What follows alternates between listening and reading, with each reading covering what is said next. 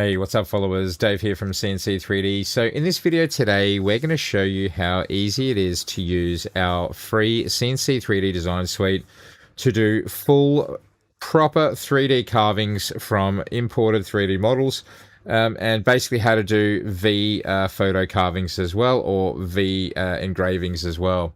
So I've just got CNC 3D Commander here, which you can download from our website at cnc3d.com.au/commander, which also includes CNC 3D Design Suite. So you'll either have a desktop on your icon for a CNC 3D Design Suite, which looks like this one just here, or you may just have your CNC 3D Commander icon there. Now, if you do just have the CNC 3D Commander icon, then once you're in here, you can click on this Create button, and then we can launch CNC 3D Design Suite. Now, we're just going to start a new project here, and we're just going to call it My Carve here, and we'll call it Create. Now, this is a very simple canvas. You can basically hold the mouse wheel in to drag your canvas around. You can specify at the top here the default stock dimensions and the type of job you're doing. Now, CNC 3D Design Suite automatically supports laser, plasma, pen knife, router, and just acts as a normal SVG drawing tool. But today we're focusing on 3D carvings, which I know all of you have waited for, and I believe we're going to be the first person in the world to actually give this away to everyone completely for free within our design suite. So first thing I like to do is I'm going to put some rulers on here so it's easier to do things. So I'm just zooming the mouse wheel here. And let's just jump straight in. So over here on the left, you can import an image or an STL. I'm just going to import this TV dinner STL here, and you can see we've just got it down on our canvas. Now, I can hold the Shift key and dynamically adjust this, so I can make it bigger or smaller. Now, I'm going to try to bring it towards my 0 down here. You can also use these positional buttons to bring everything into view. So if you want to bring that to 0, you can get it nice and close there. But at the end of the day, let's click on this, and then we'll go to the toolpath tab over on the right here, and you can see we've got a few options. So we're going to select our roughing tool. So we're going to choose one of our 2 flute straight cuts. Now, you guys may be able to use the same settings that we have here for respective tools, and may work perfectly fine for you. Just adjust these settings if you need to, and they'll automatically update for you. So we're going to use a 4mm 2 flute straight cut here to do our roughing pass. Now let's have a look. What do we got? 40% step over is fine. Yes, that should be fine. All right, we'll just do that at, actually let's do that at 30 degrees. And for our finishing pass, we want to pick something like a tapered ball nose, but you can actually use anything you'd like really for this, anything that will fit within the space. So the smaller the tip of the end mill, then the more precise the carving will be. So let's just look, we'll pick a tapered ball nose here. Let's go with a 0.5 mil. We'll go select tool. And basically, as long as you've got the default options in here, this should be good to go. So already just after importing that STL, now we can specify the original height. So if you take a look at the info down the bottom here, it tells you what the original size was and what the original Z was. Now, to keep things simple within CNC 3D Design Suite and keep this rather functional, basically what you're seeing is essentially just an image, but we've allowed you to adjust the overall size that you're after, but also adjusting the height dynamically, so for whatever you'd like. So if you wanted to put, say, 7mm of depth on here, or even, say, if we went with, say, 10mm of depth on here, which is pretty much all the way through our stock, which is set to 10, let's just make it 8. So then all we need to do now is basically that should be pretty much ready to go for the tools we've selected. So let's click on 3D Job View, and it should go ahead and render the path. And you can see that it's created that 3D carving for us. So this is actually being generated from the toolpath that it's created. Now you can adjust how sensitive you want this to be, or how visually accurate this is from within the settings, keeping in mind that the visualizer can get a little bit crazy. I've got this set to ultra. You can do a custom cell size. 0.1 is very, very small. That's only if you've got a really high-end machine. This is quite responsive for me.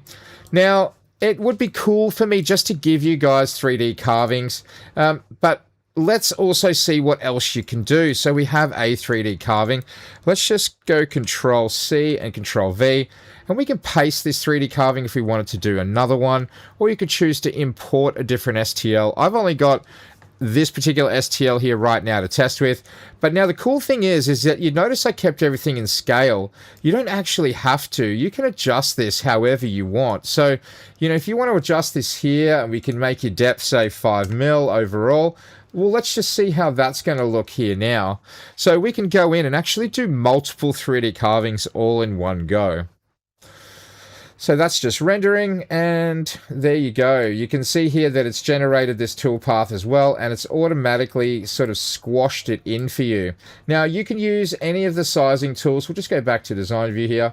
You can use any of the sizing tools that you'd like here on the properties pane to be able to adjust things like the overall location or the size. But basically in the toolpath tab, oh, this is another cool little feature that I've added for you. We'll select this one here. We'll go Control C, Control V. Let's just kind of stack these together, make these look kind of, you know, overlapped here. Let's see how that looks now. So this would usually be a very messy thing, but what I've tried to do is keep it as what you see is what you get machining. So this is how the job should actually look. And you can see it shows our stacked jobs over the top of each other.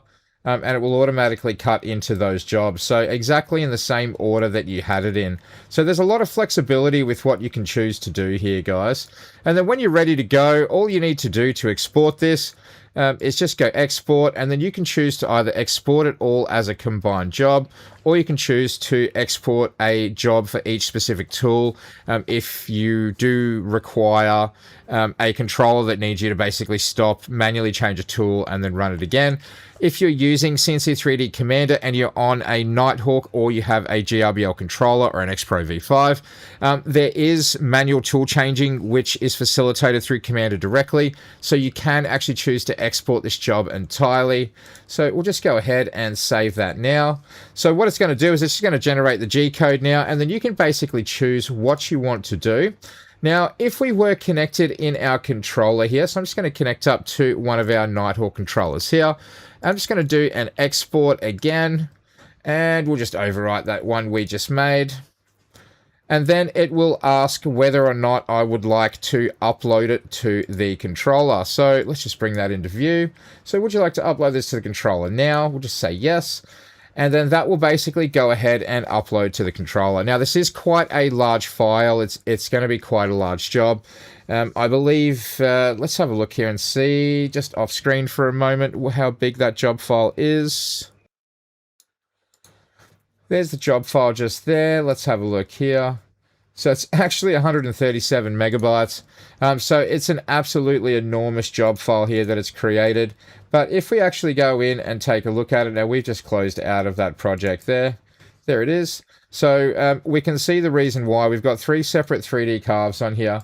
Let's just take a look at some of our specs. So we've got a 7% step over, which on a tip that is 0.5 of a mil. So that's about 0.02 or 3 of a millimeter that it's doing per pass as it's traveling along. It's going to be 7% of half of the diameter. So if the diameter is 0.5 mil, it's going to be half of 0.25.